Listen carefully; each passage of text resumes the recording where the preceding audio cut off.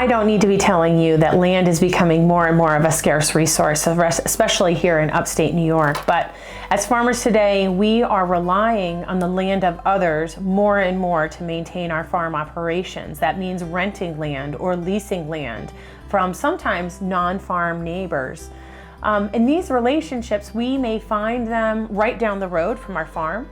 They may be someone within our community, and in some instances, they may be absentee landowners where the land was granted to them or left to them by previous generations. How do we bridge that gap between what's going on the farm and how we want to utilize that land and the people that are actually owning and responsible for that land? It all comes down to communication. Today we're going to talk about 3 different ways that we can be more effective in our communications and our relationships with our non-farm landowners. The first is being transparent. We also want to be accessible, and we also want to be, of course, credible. Starting with transparency, this is a really important thing in building public trust and building trust in others. Being transparent, being open and forthright with our intentions for what we want to do with their land, whether it's that we want to make land improvements and we want to change something about their land, or maybe it's about crop cycles and just communicating, what crops and what plans we have in place for their property. Again, remember, this is not our land, it's their land that they're allowing us and giving us the privilege to utilize. And so we want to be cautious of that. Maybe it's that we're applying pest controls or a fertilizer to their land. Good information being brought in a proactive way is always much better than finding out secondhand from a neighbor that we did something different with their land. When it's coming from us and we're being transparent and forthright, that always is going to come across better than hearing it secondhand or after the fact. So being transparent is very important. Second of all, we want to be accessible.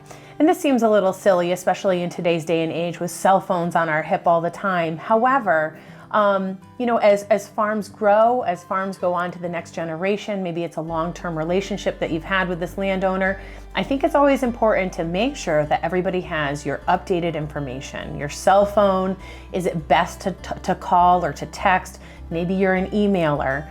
And I also think that being accessible means being proactive with your outreach to them. So it's not just that annual outreach with your rent check. It means reaching out maybe even mid-season when you're working that land to say, hey, we've been over on your property. Everything is going great this season. I just wanted to reach out to you to see if you had any questions, but we do appreciate you allowing us to utilize your land. A little note like that would go a long way. It also goes a long way if there's been a change in kind of management on your farm. Maybe it's the nephew that's going to be handling more of the land.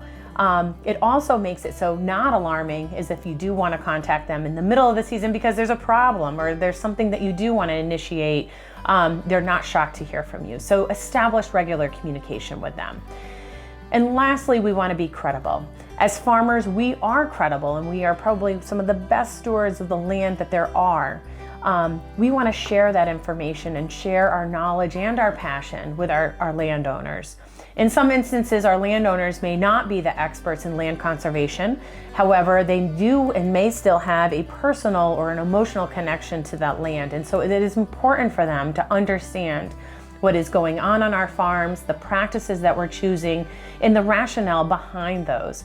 Feel free to lean on land conservancy groups like American Farmland Trust or conservation groups like your local Soil and Water as additional experts to support the practices and decisions that you're making when you're communicating with your landowner. So, it really comes down to having a good relationship with your landowner, and the key to any good relationship is good, clear communication.